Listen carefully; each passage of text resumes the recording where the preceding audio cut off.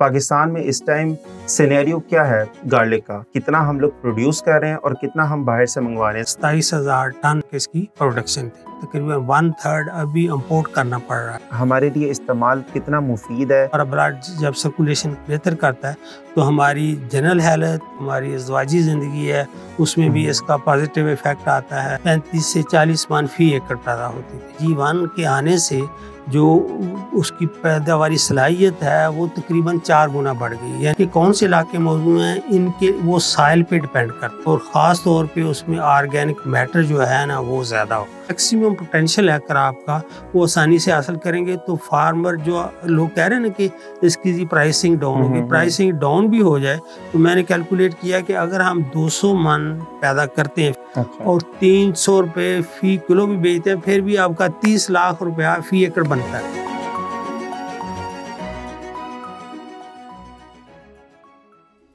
अस्सलाम वालेकुम, एग्रीकास्ट के एक और एपिसोड में खुशामदीद। सबसे पहले तो मैं आप सबका व्यूअर्स का बहुत शुक्रिया अदा करना चाहूँगा कि जो हम लोग का पहला एपिसोड था जीवन गार्लिक पे हम लोगों ने जो पॉडकास्ट किया था उस पर बहुत अच्छा आप लोगों का रिस्पांस आया है और कुछ फीडबैक भी हमें देखने को मिला है, तो बहुत अच्छा लगा, आप लोगों ने उसको सराहा। और हमारी कोशिश यही रहेगी कि इसी तरह इंटरेस्टिंग मज़ीद टॉपिक्स आपके साथ लेके आते रहें। और उसी के तसलसल में आज हम लोग दूसरी एपिसोड लेके आए हैं और इसका जो मकसद या मेन टॉपिक है वो है लहसुन यानी कि गार्लिक। इस पे हम लोग आज काफ़ी खुल के बात करेंगे कि क्या इंडस्ट्री इसकी पाकिस्तान में है, कितना हम लोग प्रोड्यूस कर रहे हैं, कितना बाहर से मंगवा रहे हैं और कितनी हम लोगों को नीड है मज़ीद पैदा करने की। फिर इसके अलावा हम इसके हेल्थ बेनिफिट्स पे भी बात करेंगे। हम बात करेंगे कि कौन कौन सी बीमारियां ऐसी हैं जिसका इलाज की मुमकिन है इसके थ्रू, लहसुन के थ्रू। फिर हम बात करेंगे कि अगर इसको हम डेली रूटीन में अपने ले आते हैं तो ये हमारे लिए क्या फ़ायदेमंद, किस चीज़ में फ़ायदेमंद ये साबित हो सकता है और कहाँ कहाँ पे हमें इससे बेनिफिट मिल सकता है। फिर इसके अलावा लोकल फार्मर्स के लिए भी हम लोग एक चीज़ बीच में लेके आए हैं। हम डिस्कस करेंगे कि किस किस रीजन में लगाना फ़ायदेमंद है, यानी कि सिर्फ यही नहीं कि लहसुन को लगाना फ़ायदेमंद है, लोग लगा रहे हैं, जा रहे हैं कि हमने भी ये लगाना है इस साल। उनको पता होना चाहिए कि किस तरह की ज़मीन, किस तरह का इलाका उनके लिए अच्छा है गार्लिक लगाने के लिए, और उसके अलावा हमें इन सब नीड्स को पूरा करने के लिए क्या क्या चीज़ करनी चाहिए। तो उसके लिए हमारे साथ आज के जो मेहमान हैं किसी तारुफ के मोहताज नहीं है, वो पेटको के CEO भी रह चुके हैं। वो इससे पहले NARC में ऑयल सीड्स के डायरेक्टर भी वो रह चुके हैं। वहाँ पे जितनी भी इंटरनेशनल और लोकल जो कोऑर्डिनेशंस होती थी, जो R&D में थी, उनमें इनकी इन्वॉल्वमेंट रही है काफ़ी हद तक, और उसमें जो जो रिसर्चेस थी उसको कमर्शलाइज़ करना और बाकी दुनिया के सामने लेके आना, उसमें भी बहुत हद तक उनका रोल रहा है। इसके बाद कॉनकेव एग्री में भी ख़ास तौर पे अगर मैं बात करूँ एग्रीकल्चर एडवाइजरी स्पेशलाइजेशन के तौर पे, उस पर भी ये लोग खिदमत अपनी अंजाम दे रहेंगे। तो हमारे साथ पेश खिदमत है डॉक्टर अमजद। अस्सलाम वालेकुम साहब, कैसे हैं? थैंक यू डॉक्टर साहब, बहुत शुक्रिया हमारे साथ आज इस नशिस्त पे आप आए। तो आज की हम गुफ्तगू का आगाज़ कुछ इस तरह से करते हैं कि आप अगर मुझे ये चीज़ बताएं कि कितने रकबे पे ओवरऑल पाकिस्तान में लहसुन की काश्त हो रही है और कितनी नीड है हम लोग की यहाँ पे, कितना हम लोग प्रोड्यूस कर रहे हैं और कितना हम बाहर से मंगवा रहे हैं। ज़रा आप ऑडियंस को भी समझ आए कि पूरा पाकिस्तान में इस टाइम सिनेरियो क्या है गार्लिक का, तो इस पे अगर आप थोड़ा सा ऑडियंस को ब्रीफ कर दें। बिस्मिल्लाहिर्रहमानिर्रहीम। इस सिलसिले में अर्ज़ है कि जो लहसुन है ये एक बड़ी अहम स्पाइसेस में से है और ये हमारे अमूमी तौर पे घरेलू हर जगह पे इस्तेमाल होता है, जो डेली बेसिस पे, तो इसलिए इसकी अहमियत और भी बढ़ जाती है। और जहाँ तक कि इसका प्रोडक्शन है या एरिया है तो ये हमारे यहाँ तकरीबन 50,000 एकड़ पे पाकिस्तान में लगाई जा रही है और उससे तकरीबन 1,27,000 टन जो 2021 का डेटा है उसके मुताबिक इसकी प्रोडक्शन थी। लेकिन जो हमारी कंजम्पशन है वो इससे कहीं ज़्यादा है और उस सिलसिले में हमें इसका तकरीबन 1/3 अभी इंपोर्ट करना पड़ रहा है और उस इंपोर्ट में हमें जो वैल्यू है वो तकरीबन 11 बिलियन रुपीज़ है। तो इसका मतलब है कि ये हमें खुद उगाना चाहिए, जो क्योंकि हमारे पास सारे वसाइल मौजूद हैं जो जहाँ पे ये गार्लिक को उगाया जा सकता है। तो इस हवाले से अगर हम इंटरनेशनल बात करें तो इंटरनेशनली ये तकरीबन 31 मिलियन टन पैदा किया जाता है और इसमें जो लीडिंग कंट्री है वो चाइना है, उसके बाद इंडिया है और वहाँ पे ये ज़्यादा, और they are earning a lot of money जो एक्सपोर्ट कर रहा है। यूरोप में सारा चाइना से एक्सपोर्ट कर रहा है, तो हम भी ये आसानी से इम्पोर्टिंग कंट्री से एक्सपोर्टिंग कंट्री में जा सकते हैं अगर हम इस पर थोड़ी सी तवज्जो दें। ठीक हो गया डॉक्टर साहब। अच्छा डॉक्टर साहब, थोड़ा सा टॉपिक को हल्का सा चेंज भी करते हैं, तो हम अक्सर बात करते रहते हैं कि इसको लहसुन को लगाना, इसके बारे में चीज़ें करना, ऐसे टॉपिक्स, ऐसी चीज़ें जो हम ज़्यादातर डिस्कस नहीं करते, उसमें यह है कि इसका हमारे लिए इस्तेमाल कितना मुफीद है या हमारी लाइफ में, हमारी रोज़मर्रा की ज़िंदगी में इसकी अहमियत क्या है, अगर आप इस पर थोड़ी सी रोशनी डाल दें। तो जैसे मैंने कहा ना कि जी ये सिंस सेंचुरीज ये इस्तेमाल हो रहा है, तो इसके बहुत से बेनिफिट्स हैं। अगर हम इसकी न्यूट्रिशन फैक्ट्स की बात करें ना, तो इसमें कार्बोहाइड्रेट्स हैं 33%, जो इसमें एनर्जी है किलो कैलोरीज 149 पर 100 ग्राम्स हैं, और इसमें ज़्यादातर फाइबर मौजूद है, 2.1% फाइबर मौजूद है, जो कि एल्डर जो लोग हैं उनके लिए बड़ा बेनिफिट है। और सबसे बड़ा ये है कि जिंक और आयरन का ये रिच सोर्स है जो कि हमारी डाइट के लिए होना चाहिए। इसके अलावा इसमें कैल्शियम, मैग्नीशियम पाया जाता है। तो ये हम जो जितने भी हमारे मिनरल्स ज़रूरत है ना हमारी खुराक में, इंसानी जिस्म के लिए, वो अमूमन इसमें सारे पाए जाते हैं। और इसके अलावा दूसरे इसमें जो कंपाउंड पाए जाते हैं जो कि एंटीऑक्सीडेंट्स भी हैं, एंटी बैक्टीरियल भी हैं, फिर एंटी कैंसर भी हैं, तो उस वजह से इसकी अहमियत और बढ़ जाती है। और जब हम डिटेल में इसकी बात करेंगे कि ये किस किस के लिए मुफीद है, तो वो फिर फर्दर पता चलेगा कि ये जो सिंस सेंचुरीज लोग इस्तेमाल कर रहे हैं वो एक्चुअली एक to get a good health के लिए इस्तेमाल हो रहा था। और इसके रेगुलर इस्तेमाल करने से मिसाल के तौर पर हम कहते हैं कि ये जो ब्रेड कोलेस्ट्रॉल है उसका लेवल कम कर देता है। दूसरा ये करता है कि इससे जो हमारी आर्टरीज हार्ड हो जाती हैं उसको ये नरम करता है और ब्लड फ्लो जो बेटर हो जाता है। इसके अलावा इसमें जो है बहुत सारी चीज़ें हैं, जैसे एंटीबैक्टीरियल है कि अगर आपकी इन्फेक्शन है हल्की फुल्की तो वो इसको ख़त्म कर देता है। इवन आपका जो रेस्पिरेटरी सिस्टम है उसको ये बूस्ट अप करता है, इम्यूनिटी डेवलप कर देता है, आपने देखा होगा। और ख़ास तौर पे जब सर्दियों में ये कोल्ड या नज़ला वगैरह का हो तो इसका हम अगर इस्तेमाल करें तो वो उसमें भी ये रिलीफ देता है। तो इस तरह इसके बेशुमार बेनिफिट्स हैं। और इस तरह इसके बाकी कंपाउंड भी पाया जाता है, जैसे इसमें ना कुछ उन डाइट्स में से है जो कि नाइट्रिक ऑक्साइड जो है वो बॉडी में डेवलप करता है, और उसका फ़ायदा ये है कि आपका जो बॉडी में ब्लड फ्लो है वो बेहतर हो जाता है। यानी उन पार्ट्स में, ख़ास तौर पे बुढ़ापे में, कि हम कहते हैं कि जी ये पाँव सुन्न हो गया, ये हाथ सुन्न हो गया, तो वहाँ क्या होता है कि हमारा ब्लड सर्कुलेशन स्लो होती है और ब्लड सर्कुलेशन नहीं हो रही थी। उसी सिलसिले में ये हमारा ब्लड जब सर्कुलेशन करता है, बेहतर करता है, तो हमारी जनरल हेल्थ, इसके लिए जो हमारी ज़िंदगी ज़िंदगी है उसमें भी इसका पॉजिटिव इफ़ेक्ट आता है। और इस हवाले से इसके इतने बेनिफिट्स हैं कि ये तो हर बंदे को डेली इस्तेमाल करना चाहिए। और ख़ास तौर पे अगर इम्यूनिटी डेवलप करनी है तो उसमें इसका अहम रोल है। ठीक हो गया डॉक्टर साहब, ये तो हमने बात कर ली कि इसके जो सेहत पे जो असरात, इसके अच्छे असरात हैं, हमने उस पर डिस्कस कर लिया। अगर हम फूड इंडस्ट्री से निकल के अगर हम बात करें तो कौन कौन सी इंडस्ट्रीज़ हैं जहाँ पे इसकी नीड मौजूद है इस टाइम?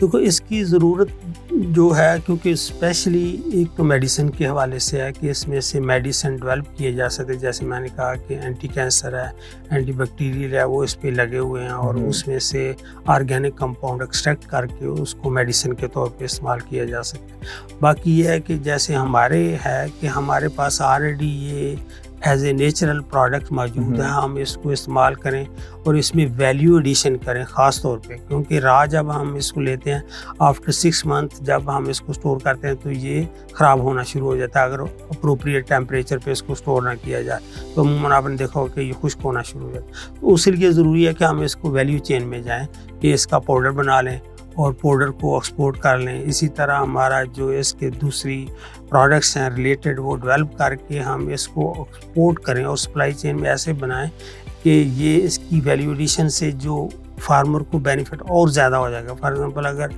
आम मार्केट में अभी इसको 250-300 रुपये पर किलो है, तो अगर आप वैल्यू एडिशन करेंगे तो वही 400-500 रुपये में तो उसको बेनिफिट चला जाएगा। तो इस हवाले से अगर हम जितना भी इस पे ज़्यादा काम करें, इंडस्ट्री डेवलप करें, ख़ास तौर पे रूरल एरिया में इंडस्ट्री डेवलप करें, तो इसको हम एक अच्छा प्रोडक्ट के तौर पे एक्सपोर्ट कर सकते हैं और अच्छी खासी फॉरेन एक्सचेंजेस में से हम अर्न कर सकते हैं। ठीक है, मतलब आप कहना चाह रहे हैं कि इसमें मेनली गवर्नमेंट की इन्वॉल्वमेंट बहुत हद तक ज़रूरी, क्योंकि अभी शायद पाकिस्तान में उस लेवल के मौके मौजूद नहीं है कि जहाँ पे अपना फार्मर्स भी डायरेक्टली मार्केट में जाके अगर रेट से वो मिसाल के तौर पे पाउडर बना लेते हैं उसका या कोई पेस्ट कर लेते हैं, तो उनको वो जो इंडस्ट्री से कनेक्ट करते हैं और जो उनका मार्केट प्लेस है वो अभी ठीक से मिल नहीं पा रही। तो मेरे ख्याल से इसमें अगर गवर्नमेंट की तरफ से भी कुछ ऐसी पॉलिसीज़ आ जाती हैं, कुछ ऐसे सहूलियात आ जाती हैं जिससे आखिरकार में जो किसान है उसको फ़ायदा हो, तो बहुत अच्छा होगा। इसमें इसी से एक जुड़ा हुआ सवाल मैं आपसे करूँगा कि अभी आपने कहा कि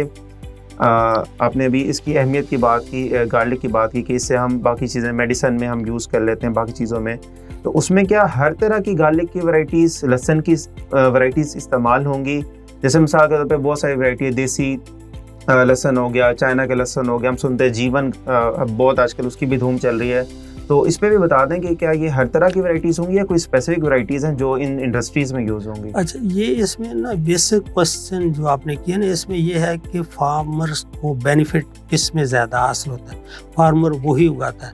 तो हमें गवर्नमेंट लेवल पे भी, इंडिविजुअल लेवल पे भी ये कोशिश होनी चाहिए कि फार्मर को ज़्यादा से ज़्यादा बेनिफिट हो। तो वो फॉर्चुनेटली गार्लिक ऐसी फसल है कि इसको जो पिछले 3-4 साल में खासा बूस्ट मिला। उसकी वजह यह है कि हमारी जो अपनी लोकल वैरायटीज़ थी पहले, उनकी पैदावारी सलाहियत कम थी और वो तकरीबन 35 से 40 मन फी एकड़ पैदा होती थी। अच्छा। तो उसमें इकोनॉमिक बेनिफिट उतना ज़्यादा नहीं था, लेकिन ये गार्लिक G1 के आने से जो उसकी पैदावारी सलाहियत है वो तकरीबन 4 गुना बढ़ गई। यानी अब ये 200 मन तक फी एकड़ ये पैदावारी सलाहियत आ गया। तो जब इतनी 4 गुना उसकी प्रोडक्शन बढ़ेगी तो इसका मतलब है फार्मर का रेवेन्यू भी बढ़ेगा। जाहिर सी बात है। तो हाँ जी, तो जब आप रेवेन्यू बढ़ाया तो अब ये सबसिस्टेंस लेवल से अब ये कमर्शियल लेवल पे क्रॉप आ गई। आपने देखा होगा कि अब बहुत से फार्मर जो हैं वो मतलब 25 एकड़ पे, 20 एकड़ पे लगा रहे हैं, क्योंकि जब ये कमर्शियल प्रोडक्शन होगी तो कमर्शियल प्रोडक्शन से ही लिंक्ड है कि फिर प्रोसेसिंग इंडस्ट्री के जो लोग अब इस लेवल पे प्रोड्यूस कर रहे हैं, बहुत सारी कंपनियां इन हो रही हैं जो हमारे नॉलेज में आया है कि वो अपना प्लांट्स लगाने के प्रोसेस में है कि हम ये प्रोड्यूस करके फिर इसमें पाउडर और दूसरे प्रोडक्ट बना के जो है वो हम मार्केट करें। तो ये एक नेचुरल प्रोसेस है और ये कोई अनहोनी बात नहीं है। जो हमारे यहाँ पोटेंशियल आया है, जो चाइना में एवरेज यील्ड है वो भी 200 से 250 मन ले रहे हैं और इसी वजह से उनकी इकोनॉमिक्स बेहतर है, जिसकी वजह से फार्मर मैक्सिमम उगा रहा है। तो आपको दुनिया के हर कोने में चाइनीज़ लहसुन जो है वो नज़र आता है। तो इसमें इतना पोटेंशियल है कि हम इस एरिए जितने मतलब 50,000 एकड़ पे लग रहा है, तो अगर हम इसकी 4 गुना प्रोडक्शन कर लें तो हम इसी एरिया में से इतनी फसल पैदा कर लेंगे कि हम एक्सपोर्ट करना शुरू कर देंगे। समझ गए ना? जैसे मैंने पहले अर्ज किया कि 1,27,000 टन है, तो 1,27,000 टन को हम 4 से मतलब कर लें तो इसका मतलब 5 लाख टन हम मतलब ना प्रोड्यूस कर लेंगे। तो जो हम अपनी कंजप्शन भी इस्तेमाल करेंगे और इसको इंडस्ट्री में भी इस्तेमाल होगा और डेफिनेटली एक इंडस्ट्री फ्लरिश करेगी। और वी आर होपिंग कि ये इंशाल्लाह अगले 5 साल में जिस तरह से इसकी प्रोडक्शन आ रही है और लोग इंटरेस्ट ले रहे हैं, बड़े बड़े ग्रुप ले रहे हैं, मैं नाम तो उनका नहीं मेंशन करना चाहता, लेकिन बड़े बड़े ग्रुप इंटरेस्ट ले रहे हैं जो कि कंट्रेक्चुअल फार्मिंग में आ रहे हैं। आप कि वो फार्मर्स को मतलब 25-50 एकड़ का एक ब्लॉक लगाएंगे, उसमें फिर प्रोडक्शन टेक्नोलॉजी भी देंगे। और फिर इसी सिलसिले में अगर हम अर्ज करें कि प्लस ये वैरायटी और प्लस इसके साथ अगर हम जो प्रोडक्शन टेक्नोलॉजी की इम्प्रूवमेंट ले आएँ तो इसका मतलब है हम उसमें 20-25% और इजाफा कर सकते हैं कि जैसे इसका प्रिसीजन लेवल पे प्लांटिंग करना, प्रॉपर इसकी फर्टिलाइजेशन, क्योंकि पहले ज़मींदार जो है बस यूरिया डाल दिया, DAP डाल दी। अब जो हाई प्रोडक्शन आपने लेनी है तो आपने पूरे न्यूट्रिएंट्स देने हैं, बस नाइट्रोजन भी देनी है, फास्फोरस भी देनी है, पोटाश भी देनी है, इसको फास्फोरस भी देनी है, सल्फ़र भी डालना है। तो उससे इसकी जो न्यूट्रिशन है, और फिर सबसे बड़ा कि इसको पोलराइज साइल चाहिए, रिच इन ऑर्गेनिक मैटर। तो वो आपने ऑर्गेनिक मैटर भी ऐड करना है ताकि इसका जो बल्ब है वो एक अच्छा साइज़ का बने। प्रॉपर टाइम पे लगाना है। फिर इसके लिए जब हम आगे जाएंगे तो मैनुअल लगाने की बजाय हम प्लांटर से लगाएंगे, उससे प्रेसिजन और बढ़ जाएगी। फिर इसको जब हम इसकी बीमारियां और ख़ास तौर पे वीड कंट्रोल कर लेंगे तो इससे हम जो इसका मैक्सिमम पोटेंशियल है क्रॉप का वो आसानी से हासिल करेंगे। तो फार्मर जो लोग कह रहे हैं ना कि इसकी प्राइसिंग डाउन होगी, प्राइसिंग डाउन भी हो जाए तो मैंने कैलकुलेट किया कि अगर हम 200 मन पैदा करते हैं फी एकड़ और 300 रुपये फी किलो भी बेचते हैं, फिर भी आपका 30 लाख रुपया फी एकड़ बनता है। अच्छा, हाँ जी। तो इसलिए इसमें घबराने की बात नहीं है, हमें प्रेसिजन टेक्नोलॉजी साथ लेके चलनी है और इसी वैरायटी में फर्दर इम्प्रूवमेंट भी लानी है। जो हमारे रिसर्च अदारे हैं उनकी जिम्मेदारी बनती है कि G1 बनाने के बाद रुक ना जाएं, बल्कि वो और इससे बेटर वैरायटीज़ मुख्तलिफ जर्मप्लाज्म को इस्तेमाल करते हुए, जैसे कि इंटरनेशनल जर्मप्लाज्म अवेलेबल है जो उसको मैं थोड़ा सा बताता जाऊं कि जैसे वो हार्ड नेक, सॉफ्ट नेक और एलिफेंट मतलब जर्मप्लाज्म के रिसोर्सेज अवेलेबल हैं।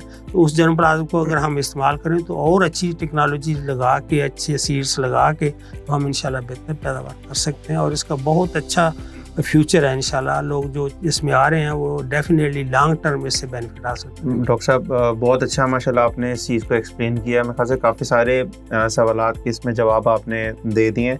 इसको मैं अगर कुछ ऐसे अपनी अंडरस्टैंडिंग के लिए अगर मैं लूँ तो जो लोग बहुत ज़्यादा बात कर रहे थे जीवन के बारे में, हम देखते हैं कि हर जगह सोशल मीडिया पे देख लें, हम यूट्यूब पे देख लें, फेसबुक पे देख लें, या वैसे ही अगर जो ज़रूरी शोबे से मुंसलिक लोग हैं बैठते हैं तो अक्सर जीवन का टॉपिक छिड़ जाता है, उस पर बात करते हैं।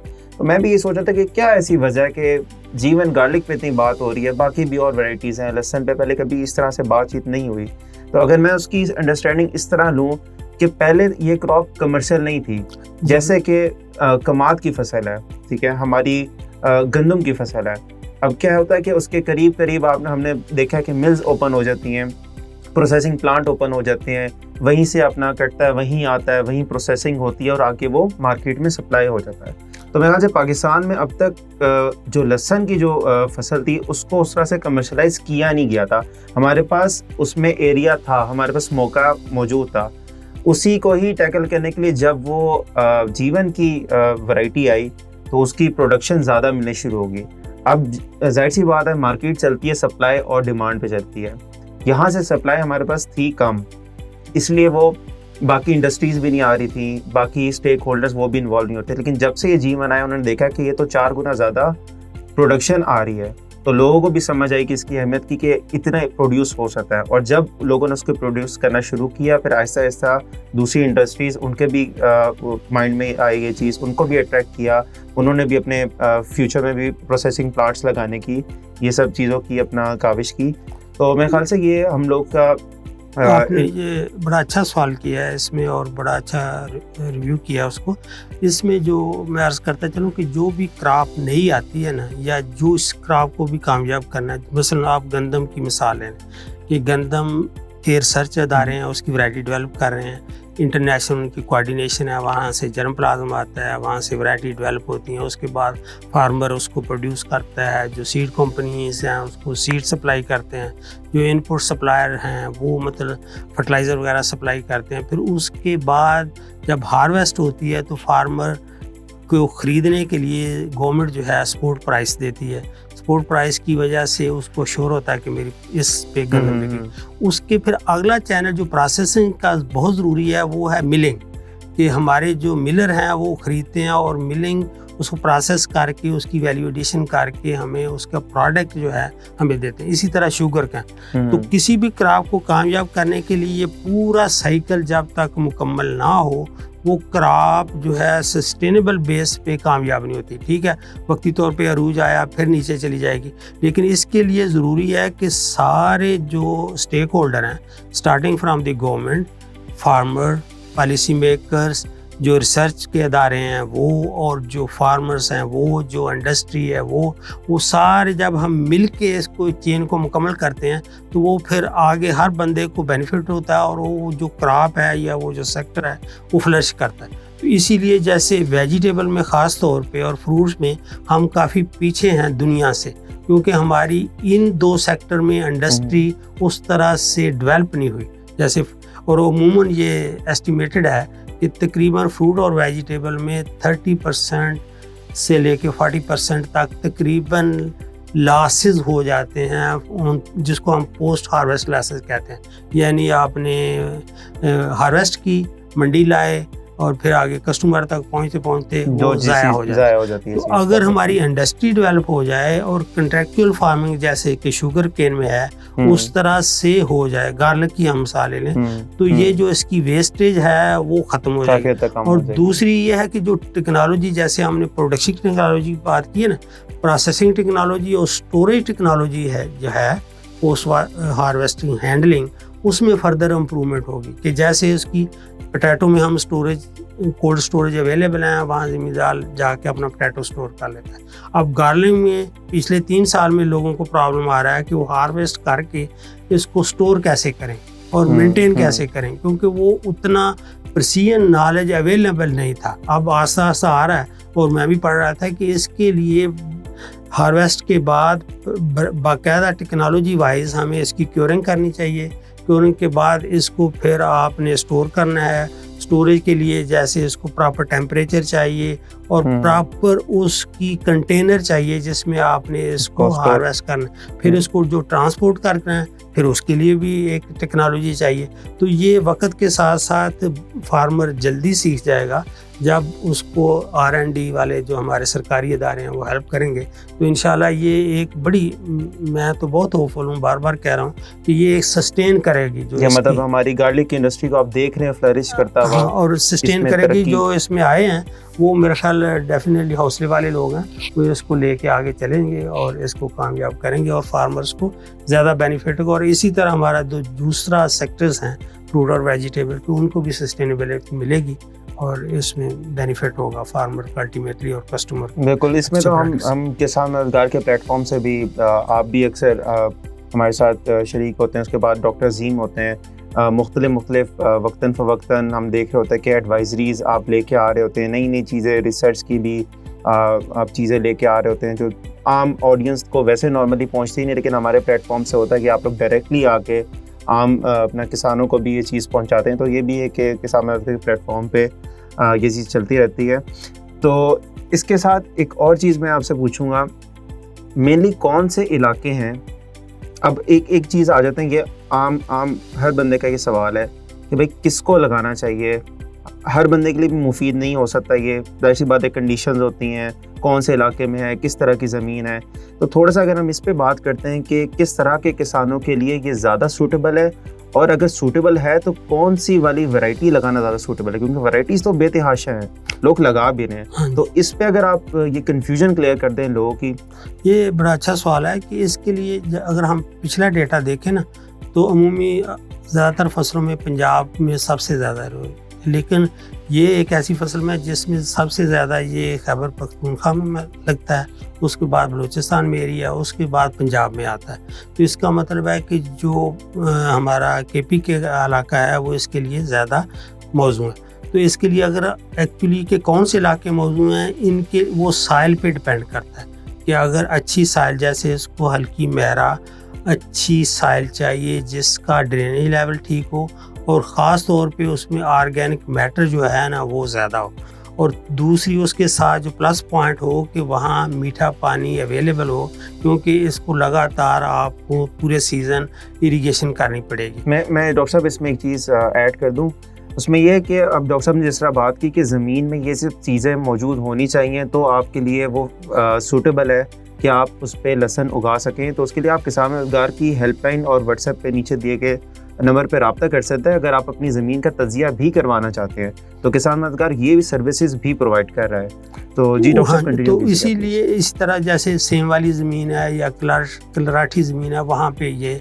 नहीं काश्त करना चाहिए ना। तो ज़रख़ीज़ ज़मीन पे आप जहाँ आपके वसाइल अच्छे हैं वहाँ करें। बाकी ये बड़ी हार्ड क्रॉप है, इसको ज़्यादा मसाइल नहीं आते, लेकिन फिर भी जैसे हमने पहले अर्ज़ किया कि पहले आप अच्छी ज़मीन सेलेक्ट करें और अच्छी लोकेशन सेलेक्ट करें, पानी की अवेलेबिलिटी हो, उसके बाद अच्छी वैरायटी। जैसे आपने कहा कि आज जैसे जीवन एक अच्छी जिसका 4 गुना पैदावारी सलाहियत आम वैरायटियों से अच्छी है, वो वैरायटी सेलेक्ट करें। फिर उसकी जो टेक्नोलॉजी है, लगाने का तरीका, वो जो रिकमेंडेड है, मसलन जैसे वो कहते हैं कि इसका कम से कम प्लांट टू प्लांट डिस्टेंस हो जो है वो 6 इंच होना चाहिए बनिस्बत देसी के, जहाँ जिसका डिस्टेंस बहुत कम होता था। इस तरह अगर हम इसको रीजेस पे लगाएं तो वो इसके लिए काफ़ी हेल्पफुल है। फिर जैसे हमने फर्टिलाइज़र की बात की कि पहले आपने उसमें ऑर्गेनिक मैटर ऐड करना है गोबर की शक्ल में, उसमें डालें गोबर 15 से 20 ट्राली फी एकड़ के हिसाब से। उसके बाद फिर इसका जब आपने काश्त करनी हो उसमें DAP की खाद और पोटाश पहले डाल लें। जो 4 बोरी मसलन जो रिकमेंडेड है यूरिया की, 2 बोरी DAP की, 2 पोटाश की। तो इसका मतलब है DAP की और पोटाश की 4 बोरियां आपने पहले डाल लेनी है, और जो नाइट्रोजन है उसको 3 या 4 किस्तों में स्प्लिट करके डाल लेनी है। इसी तरह सल्फर और जिंक भी डालना है। तो ये जब आप उसकी न्यूट्रिशन पूरी हो जाएगी, उसके बाद आ जाता है कि इसकी वीड कंट्रोल आपने करना है। वीड कंट्रोल करने के लिए भी ये है कि वीडिसाइड जैसे पेंडीमेथिलीन है वो अवेलेबल है। अगर आपको प्री एमरजेंसी यानी इसके उगने से पहले वो स्प्रे कर लें तो इसकी जड़ी बूटियाँ काफ़ी हद तक कंट्रोल हो जाती हैं। उसको अच्छा तरह कंट्रोल करें। अगर वहाँ नहीं कर सके तो मैनुअल थोड़ा सा कॉस्टली भी पड़ेगा, मुश्किल भी होता है लार्ज एरिया पे, तो बेटर है कि आप वीडिसाइड अप्लाई करके उसको कर लें। फिर उसके बाद इसमें कुछ इंसेक्ट्स का अटैक है, जैसे थ्रिप्स करती हैं, तो वो जैसे आपने कहा कि हमारी किसान मददगार जो व्हाट्सएप है उस पे आप आएँ और वो अपनी प्रॉब्लम बताएं। हमारे कंसल्टेंट वहाँ बैठे होते हैं, वो फ़ौरन आपको बताएंगे सिम्टम दे के कि कौन सी बीमारी है, आप कौन सा इस पे इंसेक्टिसाइड स्प्रे करना चाहिए, या ये फंगस है तो फंजीसाइड अप्लाई करना चाहिए। वो उसी वक्त आपको ज़रूरी है कि आप साथ साथ मुंसलिक रहें इसका। फिर इसके बाद ये है कि जब ये बड़ा होता है उसमें भी ये इसकी ब्लॉटिंग होती है, ऊपर थोड़े से इसका सीड बनता है, उसको तोड़ना होता है। तो इस तरह से आप जितनी इस पर तवज्जो देंगे उतनी बेहतर पैदावार हासिल कर लेंगे। और ख़ास तौर पे जैसे मैंने कहा कि स्टोरेज के हवाले से ज़रूर हमसे रब्ता करें, हम नॉलेज गेन करें, ख़ुद भी देखें, और उस स्टोरेज में लॉसेस नहीं होने चाहिए, क्योंकि अच्छी खासी फसल हासिल की हुई हम जब स्टोर में नुकसान कर बैठते हैं तो वो फार्मर के लिए बहुत बिग लॉस होता है। तो उसको हम आसानी से कंट्रोल कर सकते हैं। उसके लिए हमारे साथ आप मुंसलिक रहें तो इंशाल्लाह आपको अच्छे रिजल्ट्स मिलेंगे। बिल्कुल डॉक्टर साहब, बहुत अच्छा प्लेटफॉर्म है किसान मददगार का उन हजरात के लिए जो बैठ के सोचते हैं या किसी आपस में लोगों से मशवरा कर रहे होते हैं, उनको समझ नहीं आ रही होती कि कौन सा ठीक रास्ता है, कौन सा नहीं है, क्या करना चाहिए, क्या नहीं करना चाहिए। तो यहाँ पे एक्सपर्ट्स मौजूद हैं जो कि आपकी रहनुमाई के लिए यहाँ पे अवेलेबल हैं। हमारी हेल्पलाइन पे भी आप कॉल कर सकते हैं, किसी भी टाइम आप कॉल कर सकते हैं। वहाँ पे भी हमारे ज़रिए माहिरीन हैं आपकी रहनुमाई के लिए, वो भी मौजूद हैं। कोई चीज़ आपको समझ में नहीं आ रही, आप तस्वीर या वीडियो की फॉर्म में दिखाना चाहते हैं तो आप हमारे व्हाट्सएप नंबर पर रब्ता कर सकते हैं। आप वैसे ही हमसे मुंसलिक होना चाहते हैं और हर फसल की अगर आप पैदावारी टेक्नोलॉजी को देखना चाहते हैं किस तरह से लगती है और क्या क्या चीज़ें इसमें शामिल होनी होती है, तो आप किसान मददगार की एंड्रॉयड ऐप भी डाउनलोड कर सकते हैं। वो भी आपको नाम यहाँ पे आ रहा होगा स्क्रीन में, और लिंक जो है ऐप का वो डिस्क्रिप्शन में भी दिया गया है, तो वो भी लाजमी आप लोग देखिएगा। मेरे ख्याल से डॉक्टर साहब आज का सेशन बहुत हद तक मुझे तो मज़ा आया आपके साथ ये सब चीज़ें शेयर करने का, और आपकी भी माशाल्लाह काफ़ी नॉलेज है आपकी इस चीज़ पे और आपकी वर्किंग भी है, वो भी आपने सबके साथ शेयर की। उम्मीद है नाजरीन को भी ये पसंद आया होगा।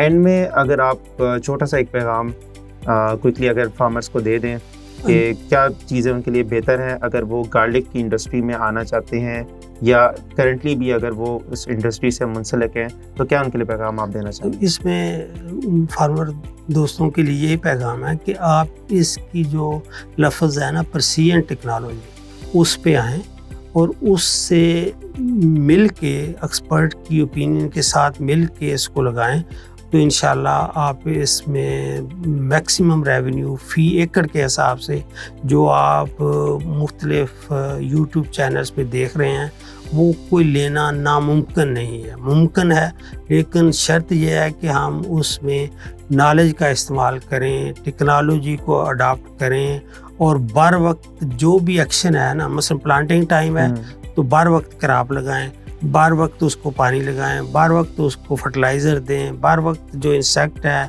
या बीमारियां हैं उसको कंट्रोल करें, तो इंशाल्लाह फार्मर खुशहाल होंगे और हमें ऐसे खुशी होगी कि हमारे यहाँ ज़मींदार जो है खुशहाल हो रहा है। इंशाल्लाह डॉक्टर साहब, इसी के साथ आज के इस सेशन का हम लोग इख्तिताम करते हैं। उम्मीद है आप लोगों को आज की भी एपिसोड हमारी बहुत पसंद आई होगी। अगर वीडियो पसंद आई आपको तो ज़रूर इस वीडियो को लाइक करें। अगर आप चाहते हैं कि आपको भी रहनुमाई मिली है तो वो उसको लाजमी शेयर करें अपने दोस्तों के साथ, क्योंकि कोई भी नॉलेज होती है उसको फैलाना ये हम सब का फ़र्ज़ है। तो ज़रूर इसको शेयर करें अपने तमाम दोस्त अहबाब के साथ, और चैनल को अगर आप लोगों ने सब्सक्राइब अभी तक नहीं किया तो लाजमी अभी सब्सक्राइब कर लें और नोटिफिकेशन की जो घंटी है उसको भी दबा लें ताकि टाइमली आप लोगों को जो हमारी वीडियोस हैं वो मिलती रहें। तो इंशाल्लाह अगली किसी वीडियो में मज़ीद किसी इंटरेस्टिंग टॉपिक के साथ आपकी खिदमत में हाजिर होंगे। फ़िलहाल अभी के लिए इतना ही था। अपना ख्याल रखिएगा। अल्लाह हाफ़िज़।